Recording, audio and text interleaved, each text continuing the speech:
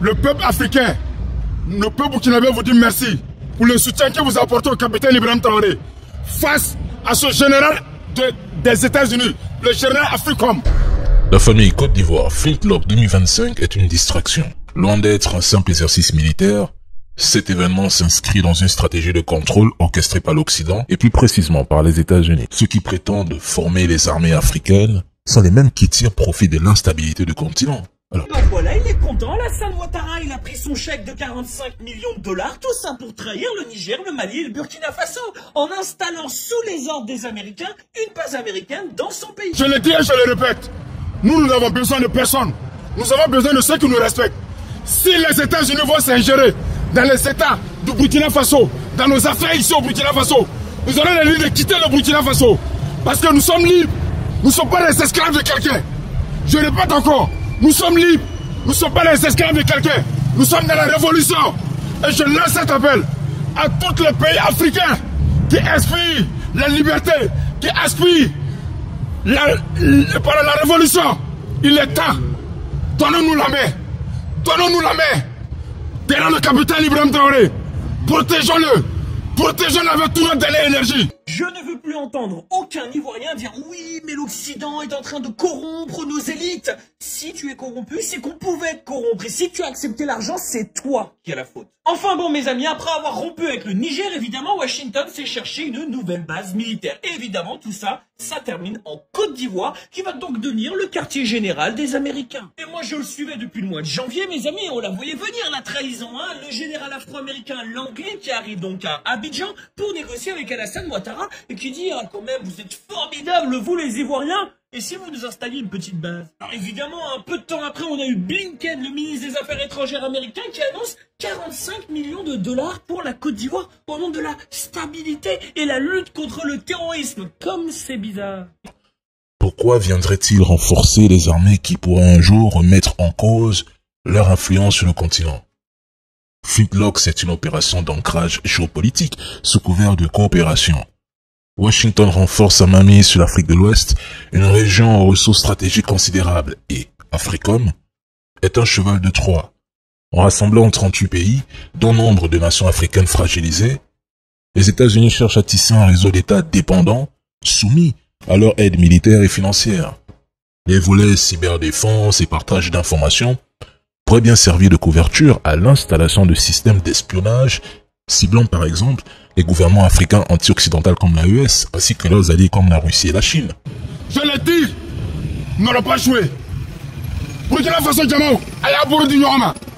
Aya boro di nyoma. Ni tuabu shoro kana ko be fa kana. Anga wuri ka lo nanga kerke muno pe. Ango be gbanga bo.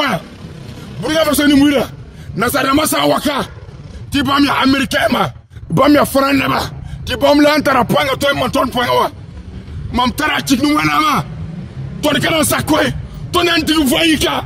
Ne ka fa y prêt. Peuple africain. Peuple africain. Nous sommes de Thomas Sankara. Nous sommes de Patrick Lumumba. Nous sommes de Victor Biakaboga. Nous sommes tous des capitaines Ibrahim Traoré. Nous allons gagner. Nous allons gagner. Et l'Afrique sera libre. L'objectif, c'est de saboter l'influence grandissante de la Chine et de la Russie et interférer dans les projets chinois dans le golfe de Guinée sous le prétexte de la lutte contre la piraterie. Flintlock, ce n'est pas seulement un exercice, c'est une vitrine de soft power américain, une opération d'influence déguisée.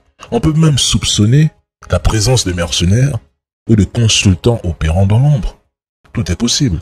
Donc tout ça, c'est de la distraction, de la diversion. Nous connaissons leur réel but, leur réel objectif. Restons concentrés. Très bizarrement, au mois d'avril, l'Union européenne décide d'offrir elle aussi une aide à la Côte d'Ivoire pour qu'ils puissent acheter de l'armement, de l'équipement pour les renseignements. Donc la boucle est bouclée, il y aura donc une base américaine à Odiéné dans le nord-ouest du pays et c'était donc Ibrahim Traoré qui avait raison. Les Ivoiriens en tant que peuple ne sont pas des ennemis des Burkinabés ni des Nigériens, mais par contre, ce sont des ennemis des souverainetés africaines. Parce que il y a des peuples comme ça, il y a des présidents qui décident de se soumettre à l'Occident. N'oubliez pas une chose, mes amis, si vous vous plaignez de la corruption, c'est qu'il y a des gens corruptibles. Il y a des gens qui sont prêts à prendre l'argent. Et ces dirigeants-là, c'est eux le problème. C'est pas l'ennemi qui vient avec un billet. C'est tes propres élites. Et c'est contre ces gens-là qu'il faut lutter. Bon courage à ceux qui vont survivre et vivre l'Afrique libre et souveraine. Je dis à la jeunesse africaine, Chacun n'a qu'à prendre sa responsabilité. Prenez votre responsabilité. Celui qui sait qu'il ne peut pas, qu'il quitte le continent africain sur les champs de peau. Nous sommes fiers de notre peau et nous allons venger nos ancêtres. Que Dieu bénisse le Burkina. Je remercie la communauté burkinabé, la communauté africaine vivant aux États-Unis. Je remercie tous les pays africains qui ont décidé d'accompagner le capitaine Ibrahim Traoré. Merci, la patrouille, la mort. Nous vaincrons, c'est l'homme de Ibé. Partagez dans tous les groupes. Le général américain qui a tenu ses propos envers les pays de l'AES, surtout sur le Burkina Faso. Les pays anglophones sont tellement fâchés. L'Afrique du Sud a communiqué la marche. Le Kenya a communiqué la marche. Nigeria, Ghana, Namibie, Zambie, tous les pays anglophones actuellement sont tellement fâchés contre les États-Unis et ils soutiennent formellement les pays de l'AES. Ils soutiennent formellement son excellence, le capitaine Ibrahim Traoré. Et ici, par la suite, je parle à mes frères Wahia, sortez massivement parce que ce 30 avril, les pays anglophones veulent marcher pour soutenir l'AES et contre les États-Unis. What happened in Libya to Gaddafi must never ever happen again to an African in Africa. Leave Captain Ibrahim alone. 30 jours, grande mobilisation dans tous les pays pour défendre la cause du président. Il a accusé Ibrahim Traoré de quelque chose d'impensable. Il a accusé le président du Burkina Faso d'utiliser les réserves d'or du pays pour sa protection personnelle plutôt que pour les biens de son peuple. Dites-moi dans les commentaires si c'est vrai ou faux. En regardant tout ce qui se passe et en voyant des images d'Ibrahim Traoré, je pense que la réponse est déjà là sur vos écrans. Et nous savons tous que c'est loin de la vérité, mais malheureusement, ce scénario, on l'a déjà vu maintes fois dans plusieurs pays africains. Alors, essayons un peu de réfléchir sur ce qui se passe actuellement. Vous n'avez même pas besoin de réfléchir beaucoup. Vous n'avez même pas besoin de réfléchir si c'est comment. Essayez de vous souvenir de ce scénario précis. Un homme noir aux États-Unis occupant un poste de pouvoir, déclarant qu'un dirigeant africain agit de manière douteuse, qu'il détourne des ressources et en profite personnellement sans vraiment bénéficier au peuple qu'il est censé servir. Ce scénario vous semble familier? Je suis sûr et certain que ça va vous rappeler quelque chose. Vous vous souvenez sûrement de ce qu'Obama avait fait au président libyen Muammar Kadhafi et aussi Sarkozy. Bref, vous vous souvenez, n'est-ce pas? À l'époque, nous avons laissé tomber Kadhafi en tant que peuple, car nous avons cru à une partie de la propagande. Et je vous jure, si vous regardez aujourd'hui la Libye, je pense que vous serez même écœuré de voir tout ce qui se passe actuellement en Libye. Vente des Noirs, ce qui est encore plus grave est que des tueries chaque jour. Mais maintenant, en 2025, nous ne voulons plus de ça. Tout le peuple africain, nous nous sommes réveillés pour dire non aux Américains en Afrique. En 2025, nous savons mieux. J'espère que le monde occidental le sait aussi. Nous savons mieux maintenant. Ça ne se produira plus sous nos yeux. Surtout pas sous les regards du peuple burkinabé. Car ils n'ont montré que du respect, de l'amour et de l'admiration pour leurs dirigeants, les capitaines Ibrahim Traoré. À chaque fois qu'il y a eu tentative de coup d'État, ils sont là, entourant sa maison, essayant de les protéger car ils savent très bien ce qu'il fait pour eux. Alors, nous allons passer en revue pour voir ce qu'il a déjà accompli pour eux et montrer que les accusations des États-Unis contre Ibrahim Traoré sont absurdes. Nous allons en discuter. Mais d'abord, parlons de ce qui s'est passé il y a seulement un jour. Le Burkina Faso a officiellement fait une déclaration concernant une nouvelle tentative de coup d'État dans le pays. Devinez quand cela s'est produit? Au moment où Michael Langlais parlait de la prétendue mauvaise utilisation de l'or du pays par Ibrahim Traoré. D'abord, écoutons ce que Langlais a dit et nous reviendrons pour en discuter.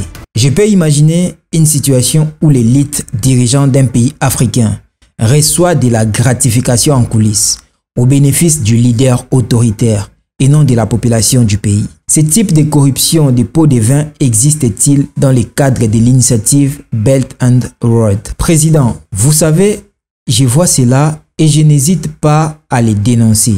Mais au Burkina Faso, vous savez que c'est soit leurs réserves d'or, tous ces revenus sont utilisés en échange de la protection du régime en place. Vous avez entendu?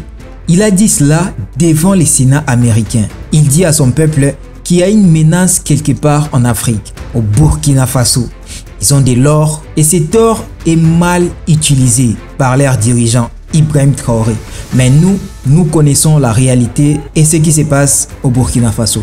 Ce qui se passe sur le terrain est bien loin de cela. C'est ce dont ils parlent dans leurs médias chaque jour. Et c'est même ce qu'ils veulent faire croire au monde. Nous n'allons pas tomber dans le panneau une fois de plus. Écoutons ce que Ibrahim Traoré a dit au sujet de la récente tentative de coup d'État au Burkina Faso. Le gouvernement militaire du Burkina Faso a annoncé lundi qu'il avait déjoué un complot majeur visant à renverser les leaders du pays.